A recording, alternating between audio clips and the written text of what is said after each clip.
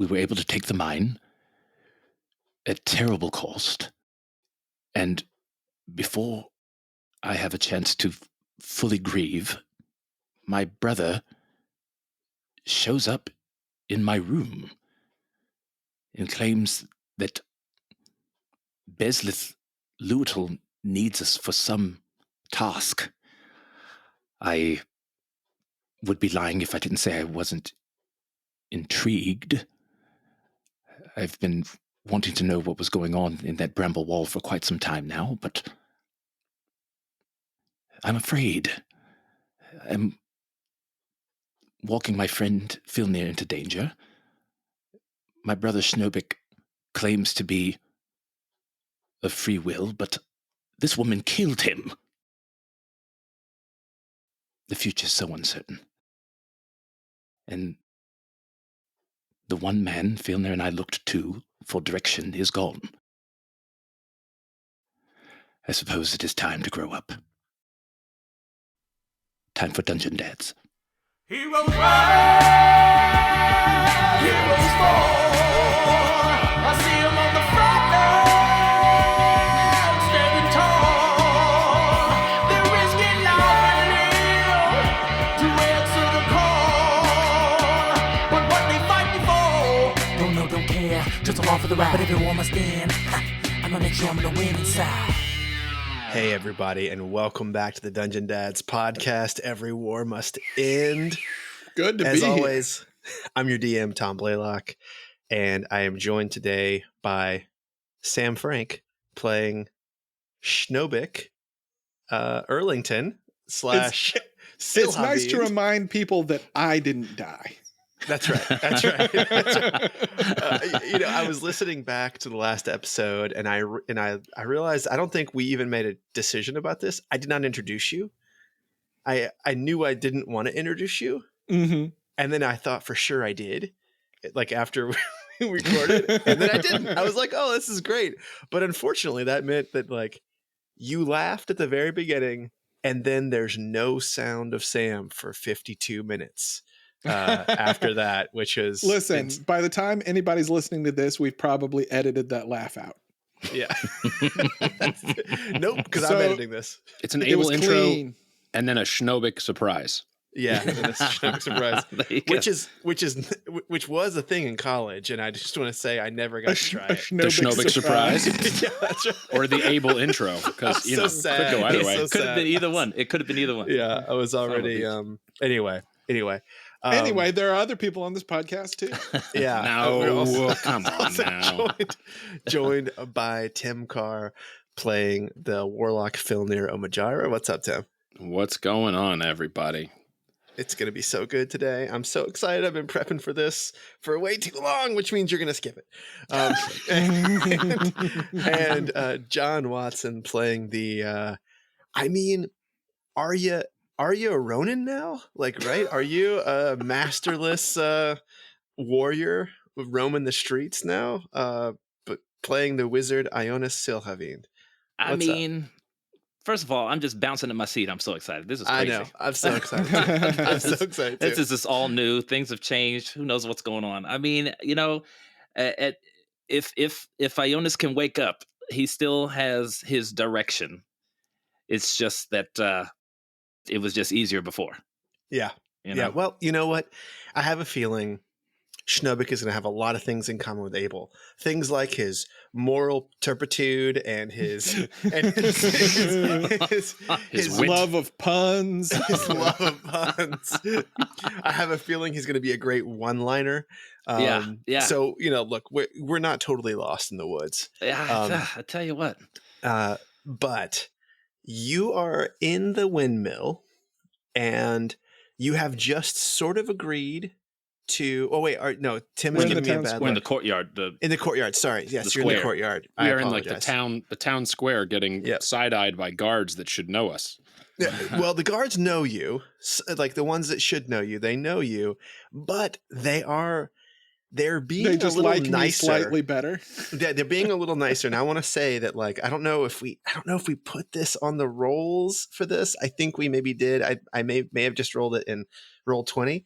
Before each one of those guards talked to you guys, they did roll a die.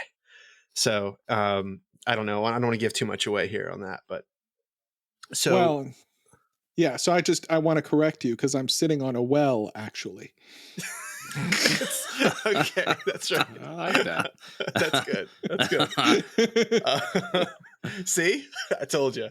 Sam is still here. Sam is still with us. So you have just agreed, I guess, in concept to go with Schnobik. But you have a lot of decisions to make. Well, I should say, again, not to correct you yet again, Tom Blaylock. Well, actually, But I believe where we left things, Ionus had asked me if I would recommend going with him. That's right. That's right. And I said I would. Yeah, that's And right. that is where we left it. That's right. Okay. So let's pick up right there. You're still in the town square. It's dark out.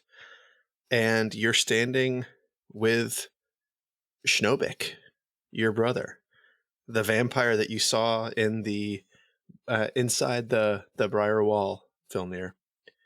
And as you said, guards are acting weird. Ionus. Yes? There are things yet to do in the mine. The door to be figured out, and those vases to be dealt with. Is it wise to leave town now?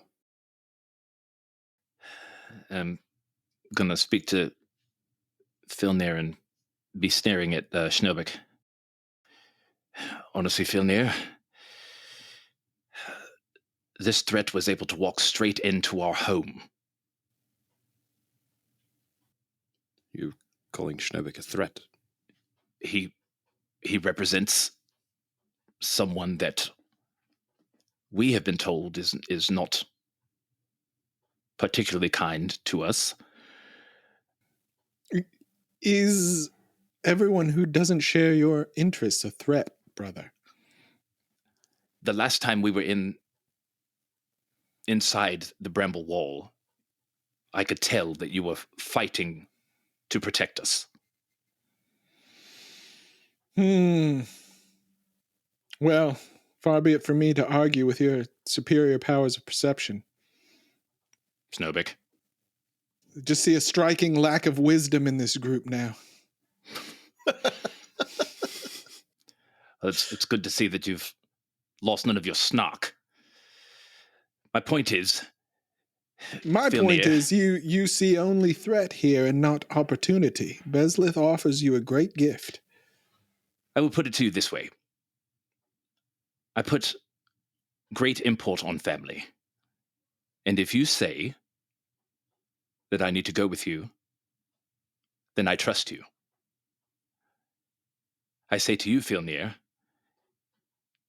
Bezlith has proven that she could do whatever she wanted while we were asleep. Fair. And I would like to get to the bottom of this in some way and find out exactly what is going on our borders. Especially if they can just waltz right into our windmill whenever they want. And surely you have able retainers who can mop up the rest of this business, these logistics here at home. Yes, they should be able to handle it, but there is much to be discovered. Ionus, I will accompany you if you wish to go. I do appreciate that, Filnyr. I would at least like to extend this olive branch to my brother. I will bring my book that keeps me in contact with Florn, and I will write notes to him as we are gone. And I do believe that they can take care of things while in our absence. But I do believe that we need to gain this information. Well, shall we set off then? And I stand up and dust off my pants and start walking to the edge of town. But before you do that, or as you're doing that, Filnyr, do you have Kegaset with you? I normally do. I normally would wear it like a normal Okay. weapon. Yeah. Then Schnobik, you may walk to the edge of town. Let us away, gentlemen. Schnobik, just a moment. Just a moment. Filnyr seems to have something. I'm just gonna walk over to Filnyr and act as if I'm adjusting his outfit and dusting him off, and I'm actually casting Rary's telepathic bond with Filnyr. No Schnomo. No.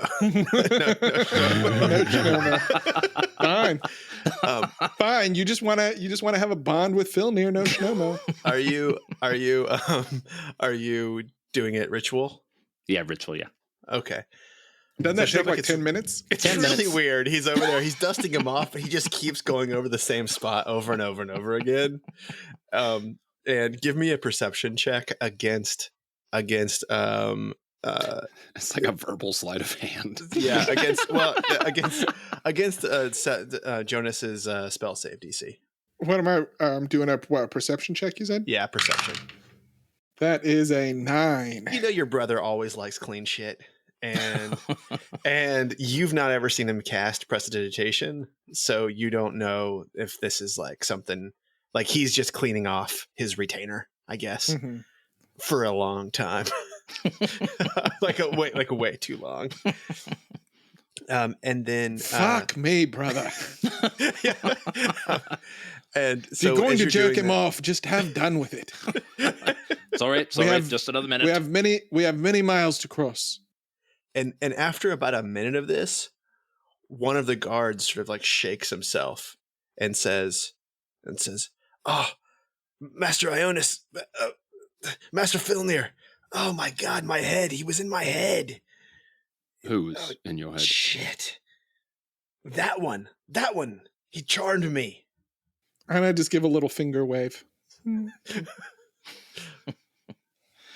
did. I'm a charming fellow. But I don't want to stay in this town any longer than you want me here, so can we please?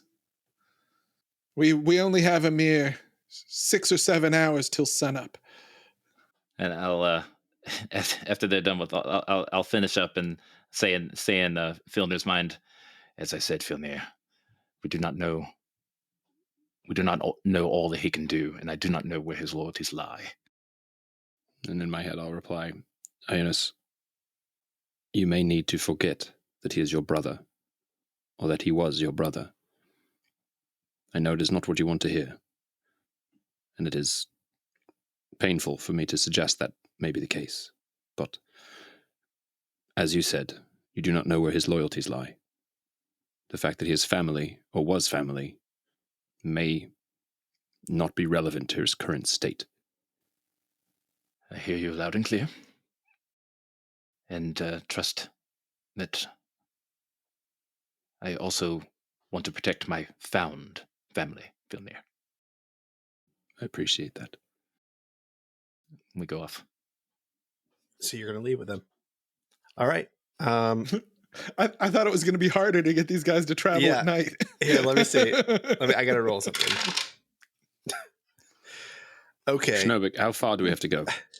Should we take horses? So Schnobik, I'll tell you this, Sam. You are going to the Underdark entrance that is very near Lakeshire. And it is the closest entrance to where the tree sprang up. And you know the Underdark trails very, very well. And to get here, you paid off 2 halfling guards to tell no one and to allow you to come back through without telling anybody about you entering or leaving. Okay. It's about a 8 mile walk. So you got to get huffing it to get there in time.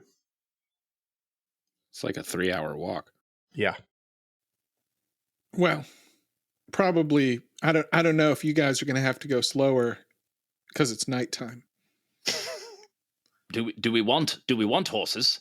Do you have horses that enjoy going hang on. underground? I start doing another. Give him a few moments. Start doing another ritual. Good grief. It looks so much like he's cleaning off his half-elf friend. Again, it's just like really weird. Another 10 minutes and a horse pops up, and I said, I can do this again. Another 20 minutes.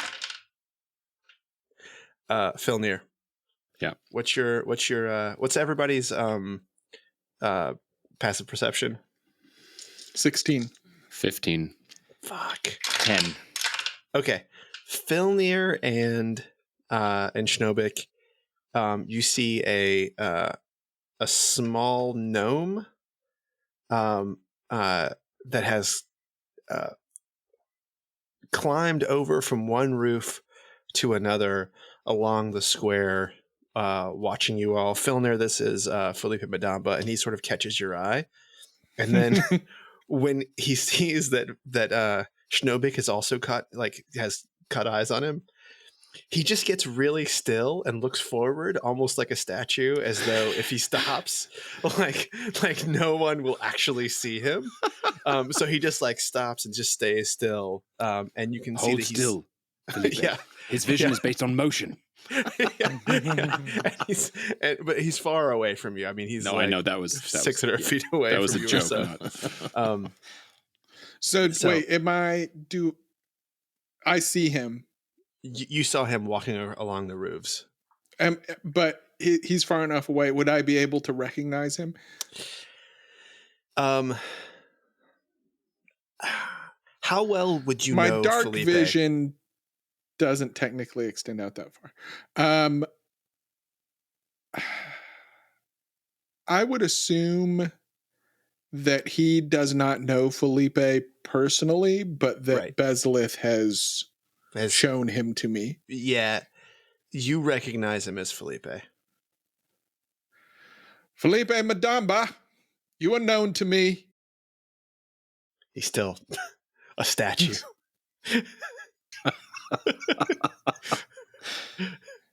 Either come and parley or leave us be. And I turn and start walking, and then I realize Jonas is still sitting there fiddling around with his hand. God damn it. Ionus, may I sit down for this one? It's just There's a lot of course. standing still. Sorry. Let us away. Yeah, Filnyr, and you notice maybe Paulson could come and carry you, and then I don't have to make. Yeah, I whistle. and Pawson bounds. Well, no, he doesn't. He doesn't bound to you. You don't see him immediately. But by the time Jonas finishes his incantations, Pawson walks kind of slowly over to you. Clearly, Does the big doggy yawn. yeah. Well, it was his time to get up anyway and go hunt. But he's had a rough day, and he particularly liked Abel. And when he comes up to you, he goes, "Oh, Master, I can't get it out of my mind. I was supposed to eat him as well. Pawson, Just dust. would that you could. I would take him to the mountain." I'm sure Donatus will be understanding of the situation, and he will not harbor any ill will. Sometimes Why there do are you walk circumstances. with this death, Master? And he looks over at Schnobik. This death, believe it or not, is the kin of Ionus. He bears a message that requires our investigation. So we are taking a trip. Would you join me?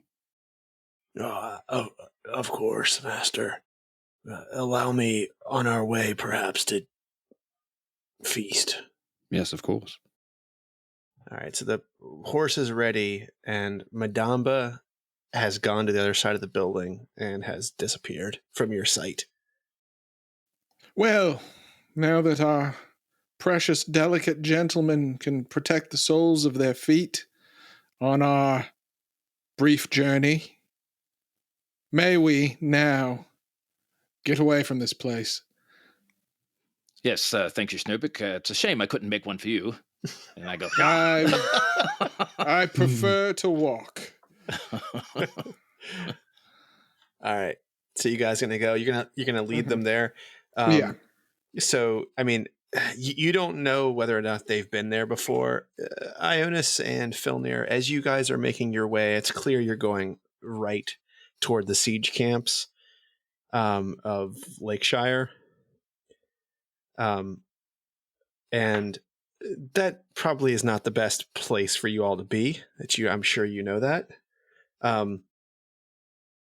And you, as you get closer and closer, you can see that like there are still parts of the city that are burning, and I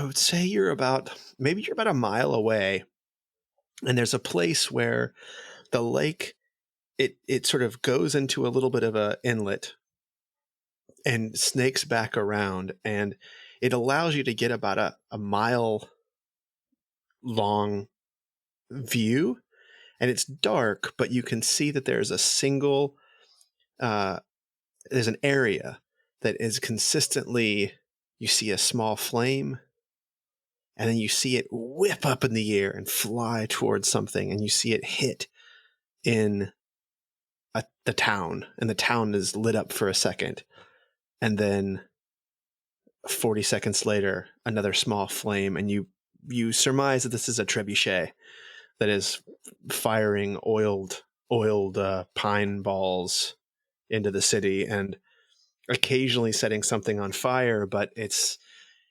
for a legit Adaran siege, this is weak sauce. Schnobik, are you aware of what's happening in Lakeshire? I sort of gesture expansively. Hard not to be. No, but the state of affairs, who lives, the progress of one side against the other.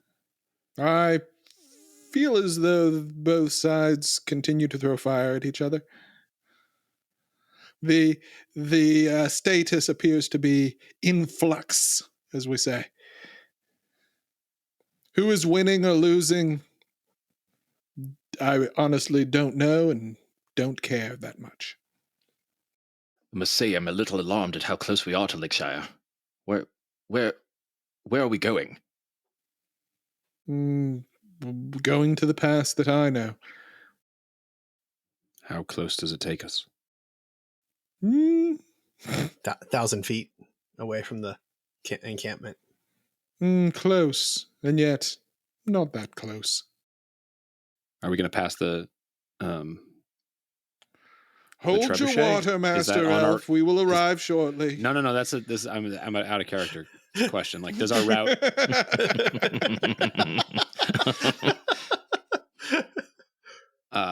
Are we approaching the trebuchet, or did we is it off in the distance? And It's in the distance. It's like Okay. if you continued on this path forever, not forever, until like this would hit square into the gate that you first went in through, where the split toe family island is. Okay. But he is going to take you off that path well before you get to the gate and the encampment. Okay. Well, we'll see that as it comes. I just wanted to see if we were going to pass the trebuchet. I was like, maybe there's time for hijinks there, but there's enough soldiers there that when you get close enough, which let's say you're close enough now to kind of see people. At this gate, at this place of entry into Lakeshire, the walls are still standing, by the way, which is surprising for the amount of damage that's happened to them. This encampment has probably 500 people in it. And you can see that far on the other side of the town, across a lake, you see that there are other trebuchets firing at about the same rate. The town has been completely encircled, but there are no boats on the water at all. In the moonlight, you can see that there aren't fishermen, there aren't warboats, there is no action on the water whatsoever. And that is insane for a besieged city. So there's not even like a blockade somewhere Not out a blockade. There's nothing on the water. Are there boats in the marinas? That you can see, maybe some, but it's, the marinas are so destroyed. They were destroyed by the fire, the initial fire, that it's sort of, you don't see any large boats. You don't see the Ladybone boats. You don't see, maybe a few skiffs. In my head, telepathically, I'll say to Ionus, this is the closest we've been to Lakeshire in some time. It's oddly robust. It seems it's held up remarkably well, but also, I don't know if you've noticed, but normally the waters would be full of boats coming, going. There seems to be a complete and total absence. I can't help but wonder if something is in the water. We should probably avoid it. All right. Whatever you say in this matter, this all seems so horrible. Yes, it is quite terrible. It's hard to look upon my home, my former home, up in flames. I'm so sorry, Filnyr. And I know that this is something that we will have to deal with soon. I can't even begin to think how. Well, perhaps when the time comes, we will deal with these trebuchets and see who is really afoot in the city. But not for now. When you feel we are ready, I'm with you. Let's go! I'm just kidding. This may be an opportune moment to dismiss your spectral horse and the large wolf. We would prefer not to attract attention walking through this part of the path. Are we much further? Oh, not much further. You will not get blisters on your toes, Master Elf.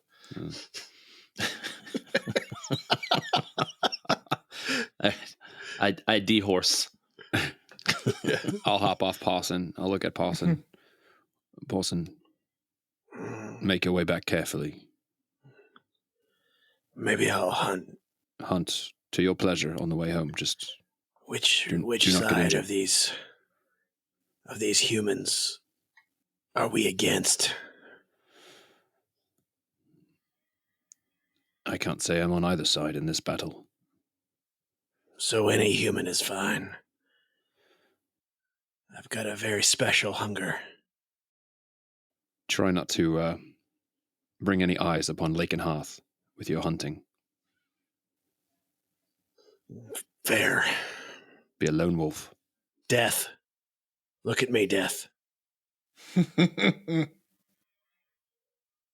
I know how to kill the likes of thee. And I know how to kill the likes of thee. Perhaps we'll put it to the test one day. If my master is hurt, I'll come calling, howling. Your master is more likely to stub his toe in a cave than receive any hurt from me, but we'll see here. And then Pawson runs into the woods, and you hear a deep guttural howl as he makes his way away from you. Oh, Pawson, no women, Pawson. No women in armor. I'm afraid he might go after Despo or something. Oh, that would be delicious. Well, we are amongst the Darren troops at the moment. I shrug my shoulders. I like him. Yeah. So you get to the opening. Let me get a quick stealth roll, and I'll do the average here, and you can have advantage on this. All three of you, because no one's wearing heavy metal. Yeah, so Heavy yeah. metal. And Awesome. I'll Heavy take metal the lowest. disadvantage. I'll take the lowest here. Oh, crap. 27 for me. Okay. I got 2 8s. Okay. Okay. Ain't you boys got no creep to you? Yeah. My first was I'm a 7, sorry, but my second was a 22. Woo! My foot must have fallen asleep while I was riding Paulson. So as you are making your way over to the entrance of the Underdark, Gods, I thought elves were supposed to be quieter, brother. there's a small contingent of knighted Adarans, of mounted Adarans that are on the road that you used to be on, and one of them looks up and says, "You there? I heard something over there," and his partner who's with him says, "Come on, these woods have been empty. It's just someone trying to make a quick buck on the death. Yeah, all the bodies in the water, they still have their things on them, but none of them survive. Just leave it alone. Let them get into the water if they want to." And he looks out, and you feel like, look, his passive perception is a 9. He's not great. He's not great at this, but he sort of believes that he sees or heard something, and then his friend just convinces him to keep moving, and they keep going. And you make your way over to the entrance of the Underdark, and it is well hidden. And Ionus and Filnyr, this is the place that you came out of when you first entered the town. And so it's a short walk from here to the front gate. And this is also where there is an underground passage that goes straight into Lakeshire. And when you approach, 2 halflings jump out from behind some bushes, and they see Schnobik, and they say, "Oh, okay. Half when we let you through, half when we let you and your friends through. 10 gold, please." Yes, here you go, Bricklebrack, and also for you, Honeymelon. And I don't know that those are their actual names. That's just what I call any halflings I see. That's right. Yeah, that's right. Well, you lived here for a bit. You were here for a bit, and like you probably never really, made any good halfling friends. No. And as you're I entering the probably thought it was a little weird that there was a whole city that halflings kind of ran. Yeah, for sure, for sure. So the one you call Bricklebrackle or whatever pulls a trap door that is wood, but it's just covered in pine. And it's now that you look at it, it's like, you're like, how would anyone miss this? Except it is in the middle of the forest here. So they have actually built this new cave entrance since these guys were there last. And as the thing opens, you hear a woman's voice say, "Filnyr?" She comes over, and it's Rella Splitto. "Filnyr, Rella? you survived?" I should say, of course, but yes, We thought everyone out here was dead. Jesus told us everyone in the valley was dead except the monsters. Well, please don't change his mind. What's been going on within the city? We left as soon as we could, and we joined up with the Darrens, and now I'm here, and the Darrens kicked us out because they hate halflings, and I don't know what I want, and so we're still selling Ladybone. Oh, I was able to get some of the Ladybone out of one of the warehouses, and we're still selling it a little bit at a time, but I don't know. I haven't been back in the city for a long time. This tunnel here has collapsed, the one that goes into Lakeshire. What are you doing with this vampire? This is a story I do not have time to tell at the moment, Rella. Yes, this is a charming reunion, but we have places to be. All right. Well, 10 gold, and then I'll. It's really good to see you, Filnyr, and you too, wizard. You as well. We had no idea what was going on. in the city, only that it was under siege, so it's good to see a familiar face that is still alive. Well, the old quarter's all destroyed. Entirely. It was small. Yes. They when the Gith came in, they burned everything or stoned the guards. Jesus stopped all that, but now we got the Darrens knocking down our doors. So, who is in the city now? Is it still the Gith? They just don't turn anyone to stone any longer. When I left, I didn't see a single Gith still in the city. So it's Jesus. It's Jesus, and there's, I don't know, 100, 200, they seem to be from all over Faerun. But they're not to be trifled with. They're real soldiers. I thought we had real soldiers here, but these Adarans are no match for these guys. I mean, there's a lot more Adarans than there are them, but I don't know. And these walls can't bring them down. They've practically given up. They're just camping out now. So they're somehow getting supplies, presumably through the portals or other means. Wow, that's not... Portals are a myth. Filnyr, that's not a real thing. Indeed. No, that's good. That's good. Keep saying that too. Oh, shit. I wouldn't be surprised if Jesus of the Orc Wars could hold this entire town on his own. That's probably true. He's that powerful. Oh, Ionus. Come. The White Lady has much to discuss with you. Well, don't wave me off. I've acquired quite a bit. Schnobik, come back. Come back here. Rella grabs your arm, Filnyr, as you guys are taking off, and she says, "Is that the White Lady? Are you going to see the White Lady?" I'll give her a very, very subtle nod. Do you have an offering? We've been beckoned. What sort of offering would one bring? I met her once. She likes lead.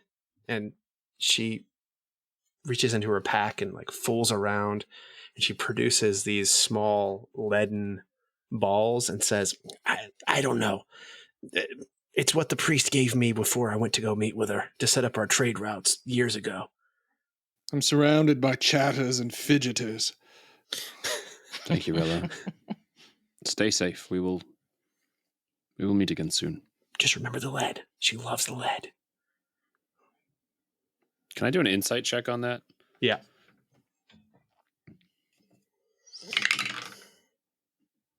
$15. I mean, Rella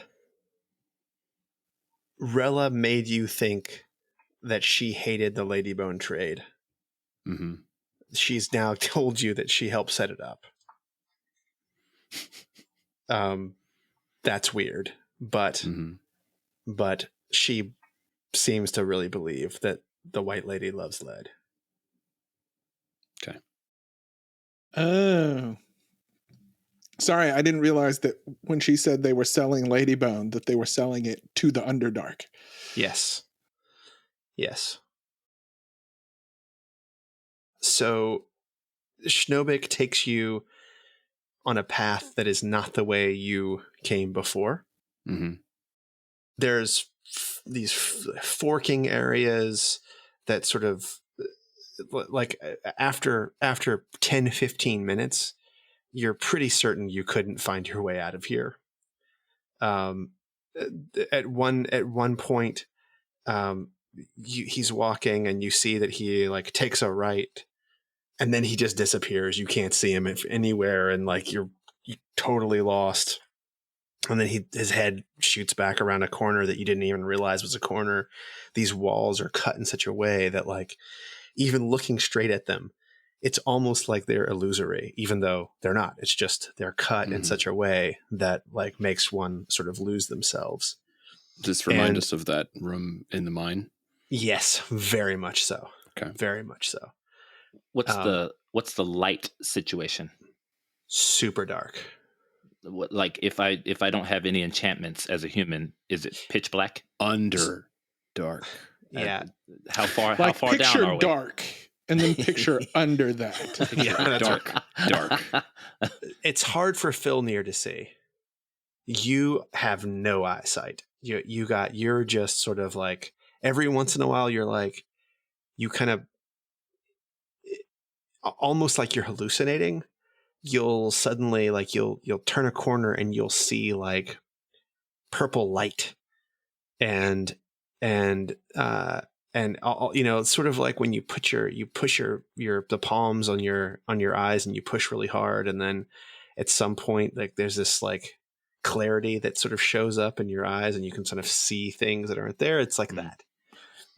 Okay, so while we're walking, I'm gonna just fiddle in my pockets, noticing my clear disadvantage, and I'm gonna pull out my Bula cigarette, and I'm gonna light it, and I'm gonna take a drag.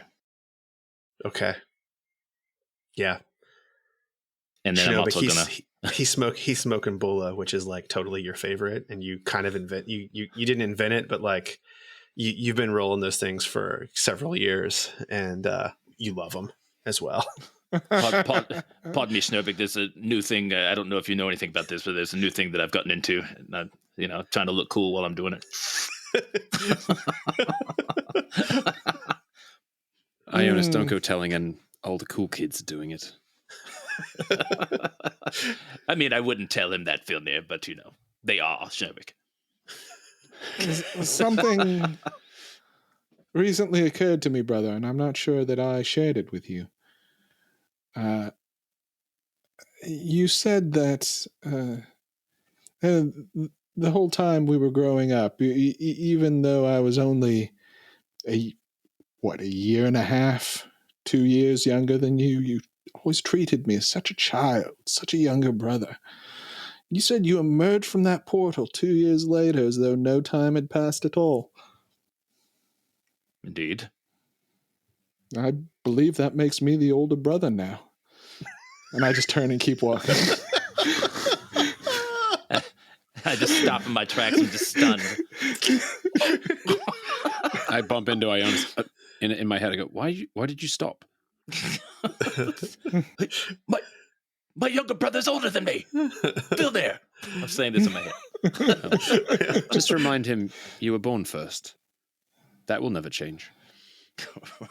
I try to get my... That'll tell him.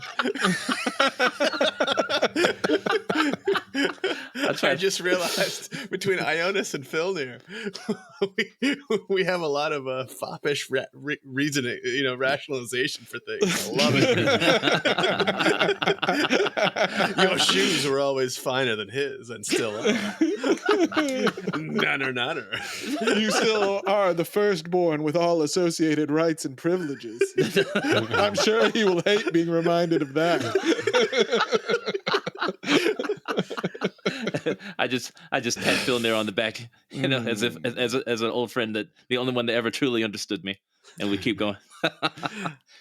And I also while that happens, I just kind of start acting like, oh, Filnyr, look at you again, and I realize our telepathic bond is going to run out real soon. So while we're going, I start ritual casting it again. He's practically jerking him off again. Schnobik. Good grief. It's like teenagers fumbling in the hedgerows of the castle garden all over again. All right, so it's a long walk. It feels longer than you even walked. I mean, that you even rode your horses, but that's probably just because it's so dark and it's strange to you both. But your eyes start to adjust, and about 2 miles you have actually walked in the Underdark, and you get you get to a spot where there's a hole in the wall that looks machined. So suddenly you have this area that looks like it has been carved by artisans. And Schnobik goes in there, and then there are stairs that lead down, and then they curve off to the left. And Schnobik, you arrive in the hollow room that you were hoping to get to quickly, and it's taking you a little longer than you wanted to. And there is a blue light coming up through this room. It comes from a hole in the ground, and it goes up in an equally sized hole 3 feet in radius. So 6 foot diameter hole that goes up. And there is something sort of brown that is in the middle of the hole that looks like it's like in the exact center of the two holes, and the light seems to be wrapped around this brown thing. The brown thing is maybe a foot in diameter, so it's right in the center of this hole, and it goes through the whole room.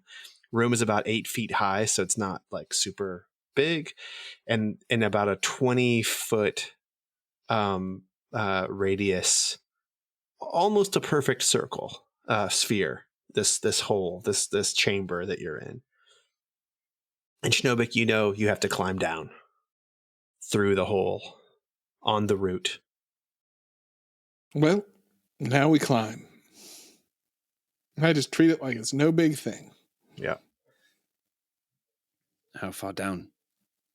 100 feet. Oh, 20, 30 feet. You could probably slide down if you wanted, but climbing may be easier on your delicate hands, constitution. Down we go. Ionus, would you? I lead the way. I just start climbing down first. I just stare at the hole. I say, well, Filnyr, going down this way definitely feels a bit more permanent. I'm saying this in my head. Indeed. Can always fly our way out should we need to, but for now, I think best if we carefully make the descent. Would you like to let him get all the way down and then give him a show? What did you have in mind? He's your brother, after all. I just wait a little while and look to see if Schnobik's all the way down. And then So how do you look down? Do you lean out over the hole? Yeah, I just lean over the hole and look. So as soon as your head enters a blue light, you are absolutely consumed by that feeling you had when you were in the Gnome's Gap, and the feeling that you had when you were in the rock, and the feeling that you had when you were in the center of the world. It's like your head is in divine space. And it is intense. Whoa. Okay, Filnyr. No, this is, we're definitely walking into something here. This feels very similar to meeting Ehi or meeting Griggly or any of the very strange godlike beings that we've run into the past few months. I know I've been with you most of the time. You've been with your brother, but did you know him to have much connection to the divine? I did not. I truly do not understand this Bezlith character, which is partially why I wanted to come. I just need to understand what we're up against. I suppose we should postpone the show and make our way down. I think you're right. I wanted to feather fall down, but I'm just going to climb. Save your strength. Save the feather fall for if you actually need it. Yes. I climb down.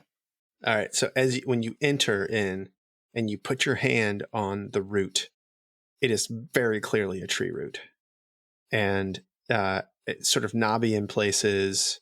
Are you just climbing down on the tree root? I mean, I'm going to try to do what Schnobik did. It's not a ladder; it's just roots. It's roots. Yeah. Yeah. All right. So you're climbing down.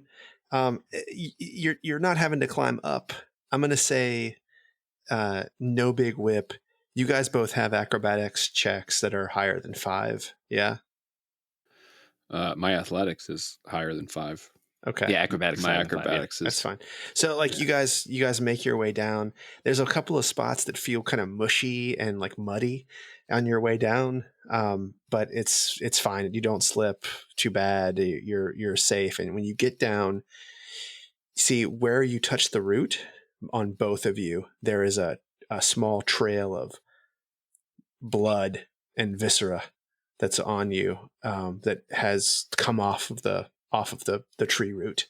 And at the bottom of this thing, you are in another small chamber. This is very small, and the root kind of turns to the right as it enters into the ceiling of this small room, and then it enters another area that looks like a crack that it has not been machined. No one has carved this. This is not a natural trail, but the tree root has busted open a hole that's about, I want to say 20 inches wide at the narrowest. And, you'll have to do some shimmying to get through, take your backpack off and like hold it down in order to sort of make your way through. But it's very easy to get through. But this blue light follows the route as it goes around. And so you have perfect clarity as you're going, but like you see the shape of the light holds, and that where the tree broke through these rocks, there are places that look like it didn't just have force that broke rocks. It looks like it actually eviscerated and like almost like evaporated rocks in places. But you are quite safe moving through it. I think Filnyr in his head to Ionus just says, "Holy shit. I don't know what made these roots, but it's not to be trifled with." Not at all. I'm reminded of the tree that we created with Herr Walter Faust. Holy shit. Ionus, is it possible that this is related? Filnyr, I look at my staff. Does it look any different? No, it doesn't look any different. It's totally your staff. It's fine. I mean, it looks different from the tree root, if that's what you're asking. Yeah, it's still your staff. Right, okay. but no reactions from the staff and my wand? Nope. We know that Bezlith has something to do with channeled weapons, which is exactly what the tree is related to. That's as far as I can go with it. The dead surrounding the tree. I don't know if there's anything to it, but they flock to it. Do not forget this as we proceed. I'm going to write it down. In your book to Florin? I'm gonna tell Florn that we've gone through an entrance to the Underdark near Lakeshire. As you start to write, words begin to appear in the book. You didn't tell me you're gone. I'm so happy you're alive. What the hell? Felipe came back and said you disappeared on the road. I just start writing furiously. We are investigating a major danger. Do not worry. We shall return soon. If not in 2 days, this is where we entered. In my head, of seeing him write, I'll say, Pawson knows the place. I'll say, talk to Pawson. he knows where we are. If needed. Only if we need. What's the danger? We will talk later. I could have helped. And then I'm gonna write. I'm gonna write something just ridiculous so that a couple of us know. But there are trees down here, tree roots down here that when you break them, viscera comes out, like the tree near the bramble wall. I'm just gonna write like stream of consciousness just to make sure that I get it written down somewhere and that somebody else knows about it. Oh shit, you're on Bola, aren't you? Yeah. Yeah. John, the blue light Uh-huh. have suckers all over it. The light has suckers all over it, or the root? The light The light. surrounding the root has suckers all over it that you pass right through. They're just like, they're ephemeral, ethereal. So I'm gonna start dodging the tentacles. Yes, they are tentacles 100%. They're blue tentacles. And Filnyr's just seeing me dodge like nothing. I'm like, Filnyr, do you see these tentacles? This is crazy. Not even once, Ionus. What are you? They're everywhere, Filnyr. Look at this. Not even Schnobik, once. You have like these guys that have not showed up. You kind of heard them a little bit, and now they're still in the antechamber that you walk through.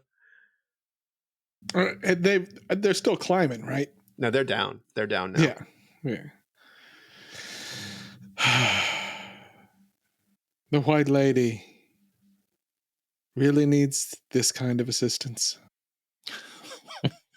Beggar's belief. Schnobik. These are not my decisions to make, though. Yes, What are brother. all these tentacles, Schnobik? What are you on about? Tentacles? Been hitting that bulla a little hard there, brother. I just. Are they dangerous? Divine Ehi makes her presence known to you. And you do see them, yes? I see more than you know. See, Filnyr, there's something here, Filnyr. I'm just telling you. Just trust me. I'm gonna try to catch up with Schnobik. All right. So you're gonna have to go through that. You can shimmy through this area. I will want acrobatics checks from all three of you for getting through this thing. Acrobatics Just specifically? normal. So definitely acrobatics, not. So I would say acrobatics or sleight of hand, if you want to use either one of those. No, it's the same bonus. 19. I got a 9. So Filnyr, as you are making your way through, you catch your cheek on a sharp piece of lead that you realize this cave is all lead, and this tree has ripped through the lead, and it follows what is clearly a lead vein that's running through the hills here, and you take 3 damage from a very sharp spike of lead that sort of sheared off as you are making your way, as you're shimmying through. Okay.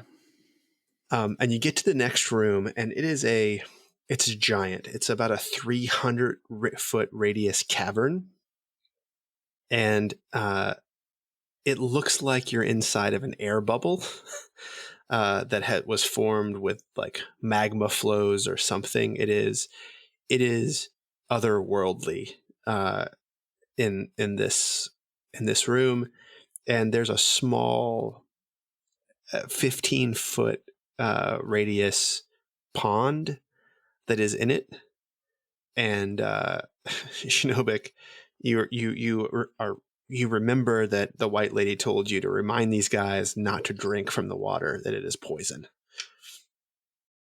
Do not drink from the water. It's poisoned. All right, and the tree root sort of snakes along the top of this cavern. Jonas, you're back in fairly dark space. The bulla is helping you see. but the blue light, you can see it up on the ceiling of this cavern, but you can't see where your footfall is very, very clearly. But you sort of keep following this tree root and the blue tentacle, and then you get into a very short tunnel, about 30 feet, and you see the tree root just sort of rounds off and goes straight down into another hole, like the one that you climbed down from. And Schnobik, I assume, is going to light on his feet, slide down the root pole, and when you look down in it, you can see that this is a fully furnished temple that you are sliding down into. About 20 feet down, you see that it opens up into a room, and it's about another 10 feet to the floor from here. So you're 30 feet down, 30 feet up from it. Okay. I'm going to pull out the Featherfall wand and just have it ready, and then try to slide down. Okay. When you get to the ceiling of this new cavern, the root turns and it splits off into 5 separate roots, and it ends in this room in 5 separate small roots that all snake along the wall in this room. And Schnobik, this is where you were told to take them. Have I made it to the floor? You're on the floor now. Yeah. Okay. Just by following the route along the wall before? Yeah, and you've never been here before. All right, well, I'm going to take a look around. All right.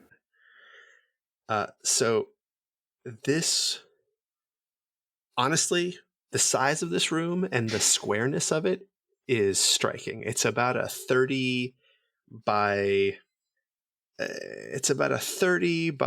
90 foot space, and in the very center there is a lead trunk-like table with a lead dowel sticking out of it.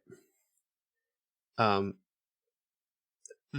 roots, you see, they kind of spread out, and it's sort of the shape of a star. So it comes down, the first 2 roots go to the corners.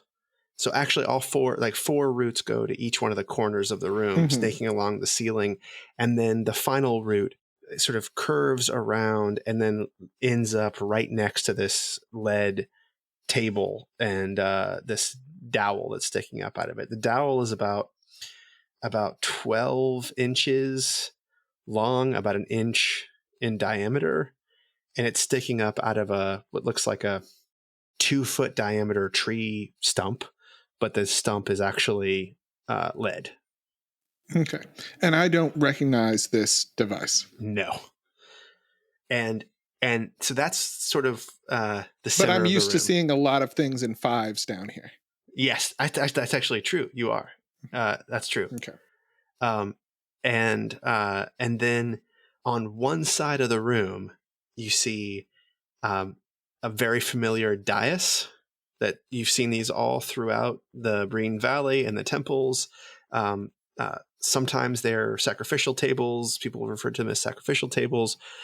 Sometimes they're just sort of religious tables. And you see that there are benches set up in a semicircle around it. And to the far corner, let's call this the northwestern corner of the room, there is a dim light coming on the floor. And on the other side of the dais, just behind it from where you are, so the dais follows the western side of the room next to this thing, that circle that's glowing on the floor. There is a door, a lead door that is about 5 feet wide and 7 feet tall, and it's hinged on the other side, so you don't see any hinges. On the southern wall, right next to the dais, you see another door, smaller, 3 feet wide, 7 feet tall. And then as you sort of spin around the room, you see the back room has moss growing on all of the walls. It's growing on the lead walls, and as your eyes are able to pick up the light from things, you see that the wall is actually covered in white small triangles that have been painted in like white paint on the dark lead wall. So the moss is covering up a lot of that from on the back western side.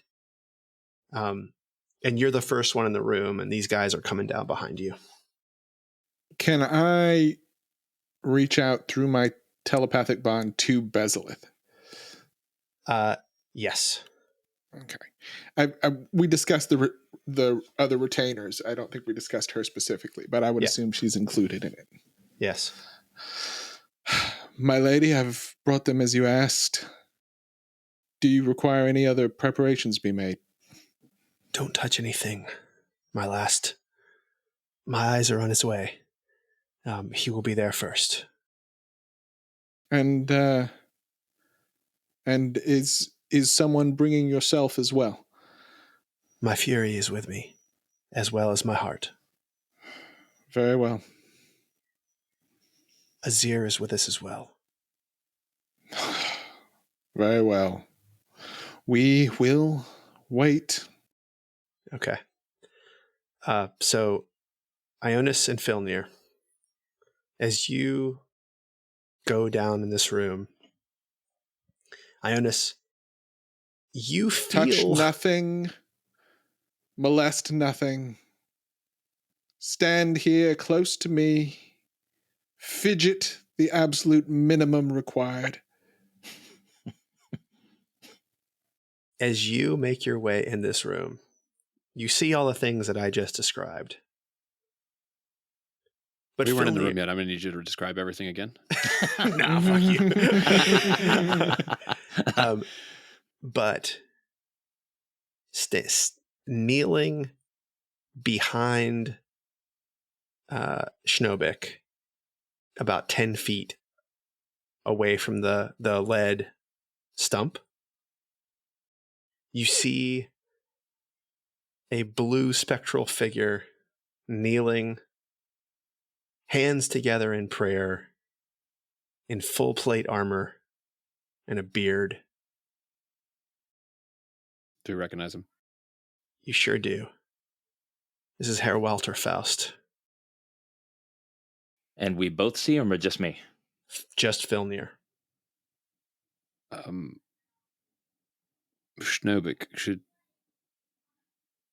are we alone? Can I do a perception check? Yeah, sure.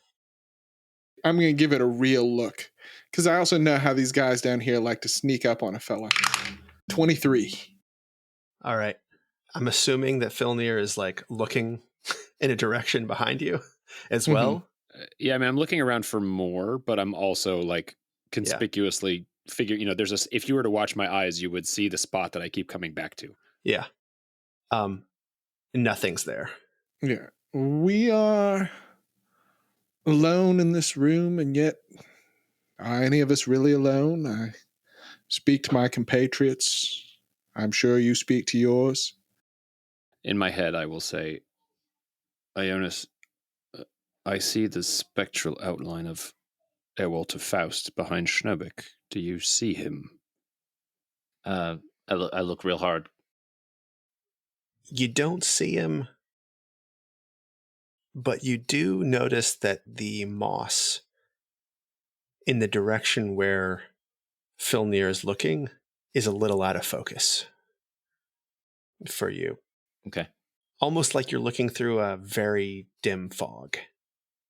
The Okay. other thing that you notice, Ionus, is that the light that's coming from the floor, sure enough, is a teleportation circle. Okay. Filnyr, I believe our own abilities and experiences are having different effects on us while we're down here. I see something in the direction you're speaking of, but I cannot focus enough to make it out. He's blue. No? That is not what I see. Huh. But you see that there's something there. Okay. And you do not see these tentacles. I don't see any tentacles, right? You don't see any tentacles now. What are you on about with these tentacles? All right. I believe this place is having a strange effect on the two of us. So Clearly, but I think the Bula may be having an effect on you. that doesn't mean it's not there, Filnyr. Anyway, beside the point. You may not be wrong. Beside the point. I do also believe we are standing on a teleportation circle. No, you're not standing on it. It's up in the corner over by the dais. I do believe there's a teleportation circle up by the dais. Do I see that too? You see where the ground is sort of glowing. Yeah. Okay. Well, see if you can find the words.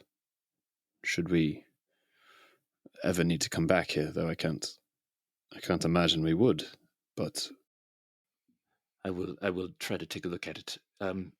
Be on your guard. Of course. I've noticed that this room is heavily leaden, which may cause problems with spellcasting. Well, we shall see. Must be some reason that bears My not last. spot. Stand here, please. My last. Light the torches for our friends. I would like to show them how we can put them out.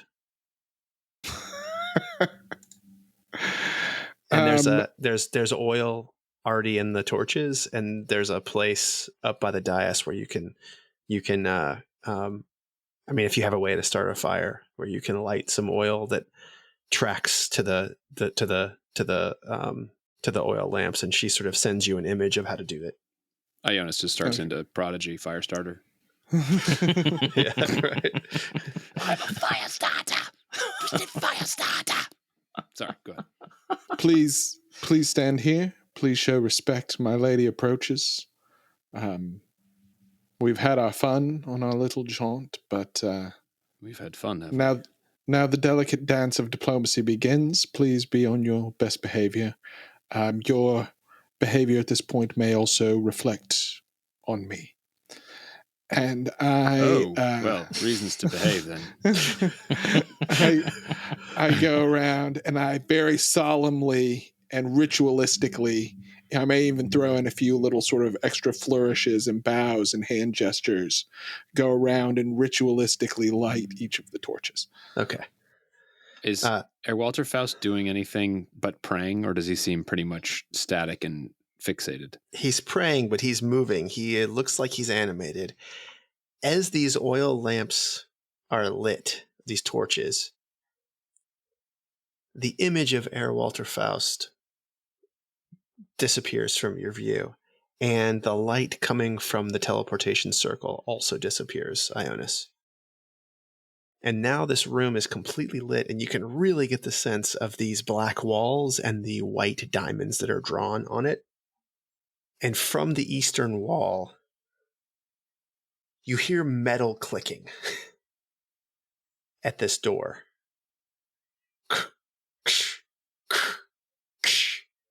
And you hear a clang as something large and metallic has been dropped on the floor of the other side of this door. And as soon as this door begins to open, the temperature in this room drops precipitously, like 30 degrees. It was probably 60 degrees before, and suddenly it's a little below freezing as this door opens up. And the door opens, the lights kind of flicker, and then you hear the sound of a sword being unsheathed. And through the light, you see a rapier that is putting off this blue light. And as it clears the sheath from the person who's carrying it, all the torches within 30 feet of it go out suddenly. and a Durger appears wearing this glimmering white plate mail. And he's bald and he has a big, thick white beard. And in one hand is this rapier, and in the other hand is a wand that is a knobby looking wand. And he opens up the door. He walks in and he says, "My last, you made it." And this is my eyes. My eyes had you any doubt. It's good to see you. You as well. The lady follows well. You know. And he sort of looks down. And I gesture to our two guests. Our lady follows. I shall introduce another of my lady's trusted retainers. Her eyes. Nice to meet you. I've heard of you. And I sort of roll my eyes at his kind of inability to put on any airs at all. Yeah. And he walks over to you and says, "Half elf, I've heard of you. I've heard of you. Heard of your exploits." And he motions up at the blue light. He says, "No one's done this in 400 years at least. Congratulations. You really broke through." And he looks over at you, Jonas, and he says, "And who are you?" I'm Ionus Filnyr.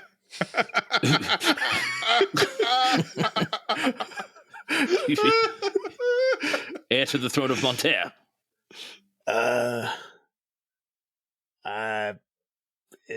Where's that? Schnobik.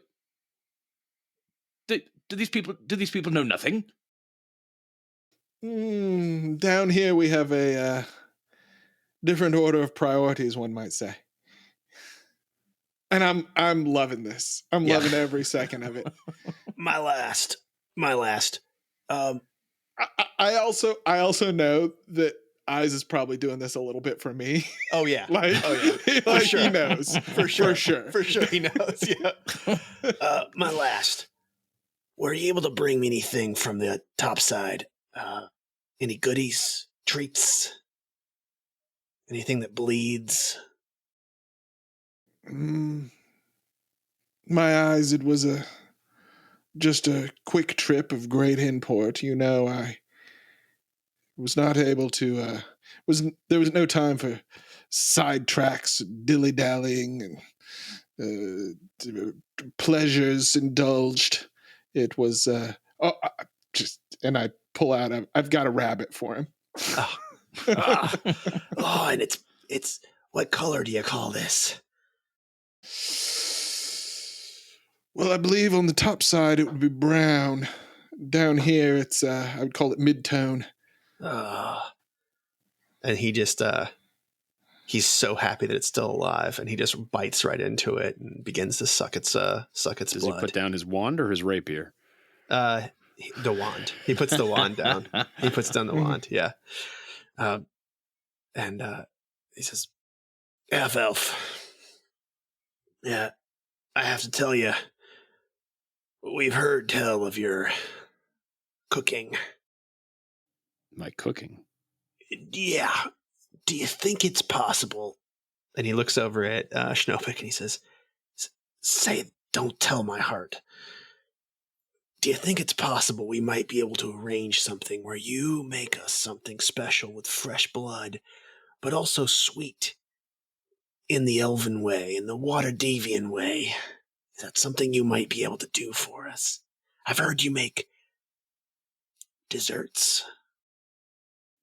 I should point out that any bargains you enter into with my lady's Eyes are with him alone and are not to be considered binding by the White Lady herself. God damn it, my last. That's not necessarily true. White my Lady. Eyes, I am on a diplomatic mission here. I support your efforts, but I I cannot allow us to be led astray. Well, But by all means, I haven't had sugar or sweet in a very long time, half-elf. My taste is for other things now, and he sort of holds up this bloody rabbit that he's now like completely desiccated, cleanly though. I mean, the blood, his face is pretty clean. Whether he doesn't look like a wild animal as he does it. I just wonder if you might be able to, I don't know, just try something. Maybe we can put something fresh in it as a stuffing. Is that something you can do with a dessert? Just right at the last minute. Given what I know about tastes, I can only guess that your taste for sweets has diminished. So if you were to try something with sugar, it might need to be something special that only had just a hint, and it would probably taste very sweet to you. That said, I do not travel with my cooking ingredients because on the surface, you need quite a lot. The taste for sweets is, well, insatiable. I know all about that. Insatiable. My lass, did you tell him about me or something? And he slaps the half-elf on the back and he says, I think we're going to know each other a long time. I think you're going to be able to take my order anytime I ask for it, and I think you're going to be able to deliver. Shit. You hear him? do I hear him? Do we hear anything? You guys don't. Schnobik, you do. You hear voices in your head. And fellas, as he's finishing off this rabbit, the rapier disappears from his hand. And the temperature goes up 10, 15 degrees when it does. That is a bit more comfortable.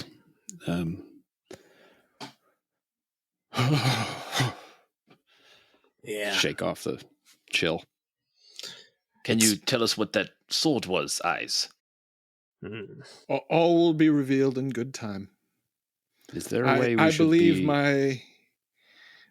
in the process of gaining your agreement, I believe my lady is prepared to reveal much. Schnobik, is there a proper way that we should be addressing her eyes and the White Lady? You can call me My Eyes. Okay. And honestly, she's not really one that stands on formalities. She lets mortals call her Bezleth. All that White Lady stuff, that's for the fear. I see. You're gonna want to think hard about anything she asks of you. Trust me on this. A contract with her is binding. And she doesn't force anybody to do anything they don't want to do. So, I don't know. Think long and hard, that's all I gotta say. And he looks over at Schnobik when he says that, and he just says, everybody enters their own contracts for their own reasons. And then I say, very pointedly, my lady is firm but fair. And you hear now footsteps coming. And the passageway in the wall, you feel cold coming again. And the first person through the door is a giant of a man. He is wearing a large golden dwarven made belt that you can tell it looks like the mountain dwarves Holdershek made, if you had to guess, Filnyr. He's got a long white loincloth on and fur boots. And he's got a really thick beard that looks like comes down to about his nipples. And he is wearing no armor, but you kind of can see ghostly armor that is on him, It looks similar to what happens with Ionus when he casts mage armor, except you see that there is the face of a bear that is on his ghost armor. The other thing is that he has got a giant backpack on. And when I say a giant backpack, I mean he's got these white leather straps that come over his shoulder and cover a good portion of his chest. And on his back is a 6 foot long, 2 foot wide in some places, wooden pill, for lack of a better word. And Jonas, like, this pill box that is so large, you can only imagine that it was made with magic. Like, there's no artisan you've ever seen in Monterre who could make something this perfectly curved. Like, this is not something that you've seen anyone do well before. And it is clearly wood, which, as you know, in Monterre, I mean, the people who work with wood like this are nobles by just their ability to get a hold of the old wood. And this is ancient wood on his back. And he looks up and he doesn't say much. He just kind of looks over and says, "Eyes, last." Fury. And he goes over to the door that is on the south wall, right by the dais as well. And he holds his hand on it, and you hear clicking, and he pushes it open, and he disappears into that room. And behind him, coming through the main hallway, is another man carrying that same rapier. And this guy is he's a foppish-looking elf in black elven studded leather and a white cape. And he's wearing a white helmet on it that is crazy. It has different colored gems, like, encrusted in it that spell things out on it. It's almost like someone took a paintbrush and painted in gems on this thing, but it's clearly just writing, and it's, too far away to read it, but it is beautiful. And he is walking with an elf in full plate armor, very fair skin, and they walk up to you, and he says, "My last thank you, well done. Are these the two?" These are the two. Which one is Filnyr? I look up. I gesture. The half-elven. Ah, yes, of course. Oh, and you were last. You knew him before. Is that correct? No, that would be the other one, Ionus. But before, he was my brother. Oh. Half-brother. It's so funny how little she tells me, isn't it? Well, welcome, half-elf. We have heard a lot about you. Without much ado, may I introduce you to... And he turns to the elf, and he says, "Have you heard of her before?" When he said to you, who is he turned to? Filnyr and Ionus. Gentlemen, may I present to you Azir Gerald of the Gilbrain Wilds, emissary from Havis Corvair himself, here to parley with us, as it were. Oh, 1 second. Azir, would you mind staying here with our friends? Of course, nice to meet you two. Very, very nice. And he says, "Eyes," and he calls the Durgar over, and they both head toward the room. And Schnobik, you probably wanted there too. No one's told me anything. No one's told you anything. As I'm going, I sort of reach out tentatively.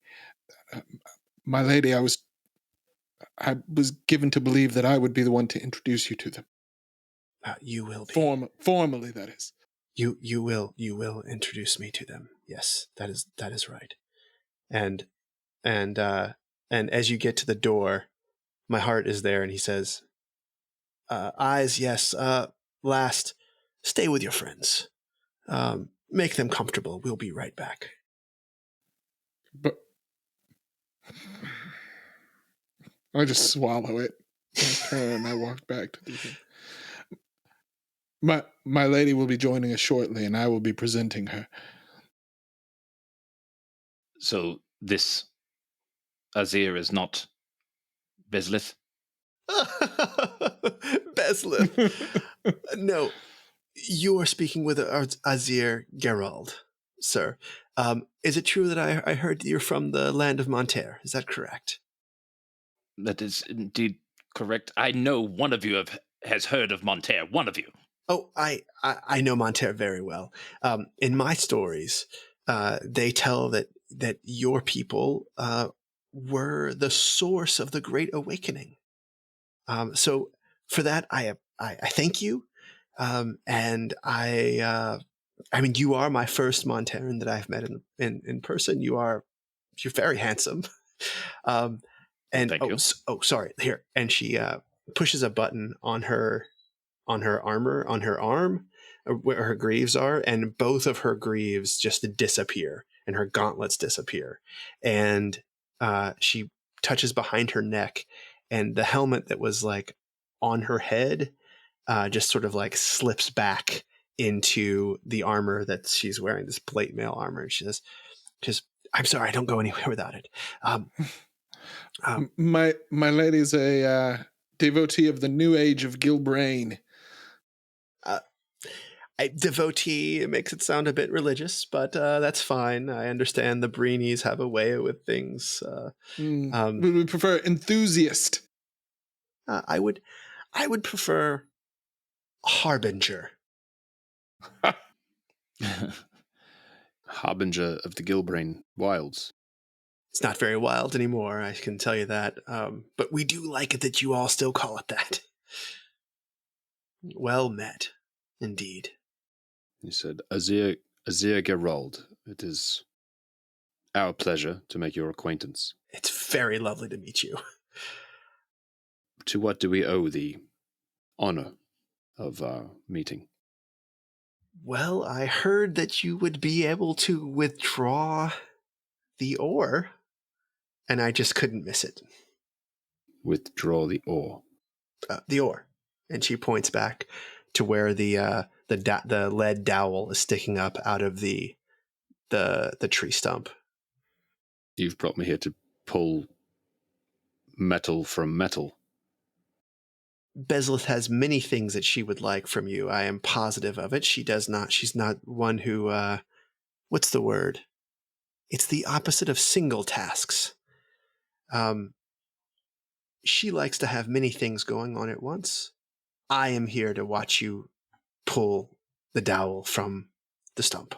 I believe my lady refers to it as polytasking. Polytasking. That's right. That's right. Yeah, I forget. Yes. Have you ever met her? Not yet. Chaos. She's chaos incarnate. It reminds me of what my teacher Havis Corvair told me long, long ago when I was still just a student, a young elven harbinger, and she is all things that the chaos of magic once was. Unpredictable, beautiful, scary. I see you two are both touched with that same chaos. I apologize for that. Couldn't be helped.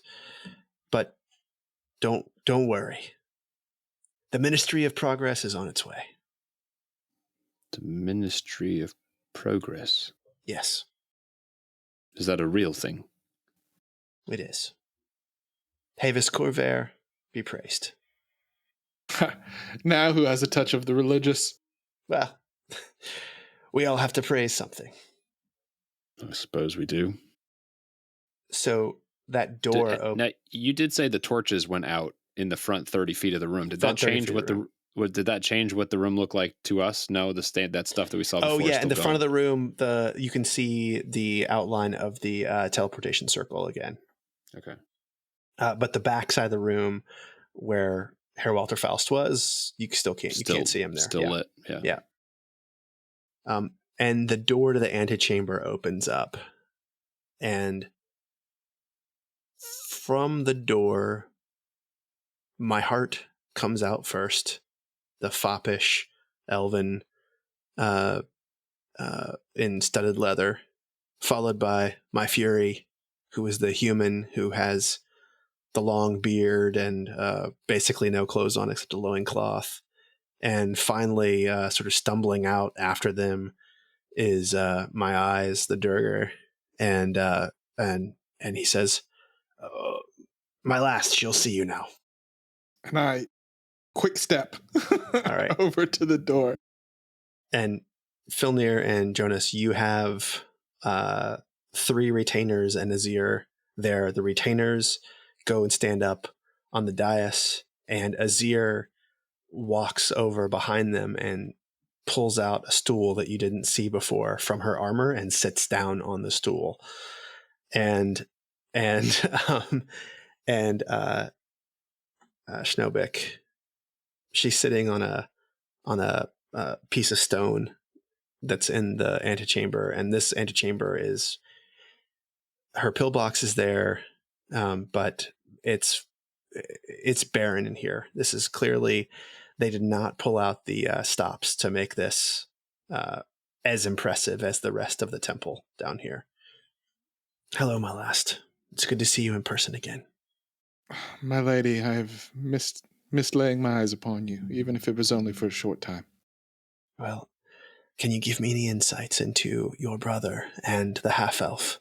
Do you believe they are primed to help us? I believe they will be very cautious of entering into any binding agreements. I believe they will need to be shown proof that you can do what you claim regarding their fallen priest. I believe we will have to show them your true form. And Azir, do you think we should show her my true form as well? I do not know that it can be helped. We cannot send her away. Well, And yet, does it change anything? she will be very disappointed in her master if she realizes he has made another one. I will try not to relish her disappointment. Okay. You did very well. Come, help me put my shoes on. I very lovingly stroke her feet and slide the delicate slippers onto them. Very well. Shall I float in or should I walk in? Your choice. Oh, by all means, my lady, float. Okay. So, There is, we will need a place for you to sit. For this body to sit. The stairs may be a little informal. Perhaps I can ask Azir for her stool. Perhaps you should ask Azir for her stool. very well. Very well. Good idea. I'm so happy that you're here. I'm happy to be in your presence again. Perhaps when this is all over, we can spend an evening together without my heart and my eyes and my fury with us. I would love nothing more. I have been saving. John's face Groan. right now.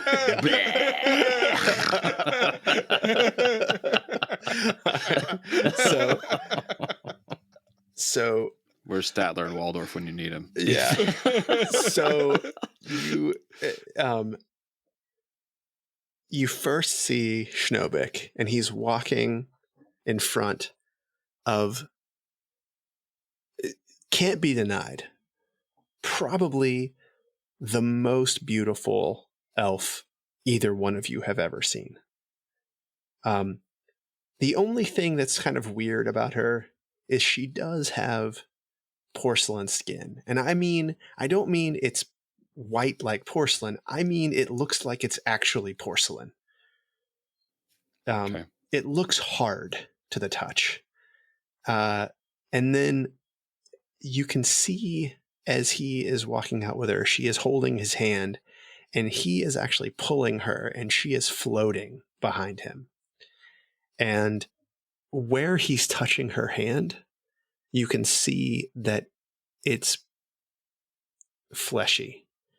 And more than that, it looks like it's spreading the fleshiness across her whole body. And then to the point where it's so fast, but by the time she gets up to the dais and my eyes speaks to Azir in her ear, and she stands up, and as she's holding the stool, she pushes a button and it turns into a chair with arm rests, and she puts it down right next to the dais, and I say loudly, "My lady Bezlith Luital, mistress of the Underdark, guardian of the mortal plane, accepts your attendance." And that's where we'll end episode 60 of Every War Must End, the Dungeon Hats podcast. Damn it. Whoa. There's a lot going on. I want more. Yeah. That's a lot. It's a lot to unpack. There's a lot to unpack and a lot of big things to come as well. Everybody, welcome to the new Every War Must End. Oh my gosh, man. Let's get to this bonus episode, guys. Sounds good. All right. Toodaloo. Toodaloo, everybody. Toodaloo, everybody.